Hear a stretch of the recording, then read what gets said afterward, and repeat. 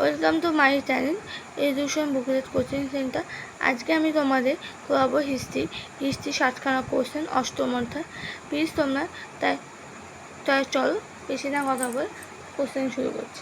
First question কী আছে, কাদের মধ্যে শিক্ষা হার ভালো কম ছিল? মুসলমানদের মধ্যে। সরকারি চাকরির ক্ষেত্রে এগিয়ে যায় কারা? সরকারি চাকরির ক্ষেত্রে এগিয়ে যায় হিন্দুরা। কত খ্রিস্টাব্দে মুসলিমদের লীগ সংগঠন হয়েছিল?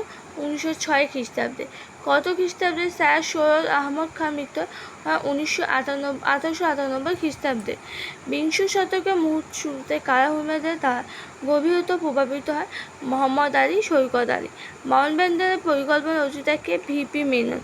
কত খ্রিস্টাব্দে কোথায় মহামেডান এডুকেশন কনফারেন্সের অধিবেশন? 1906 খ্রিস্টাব্দে ঢাকায়।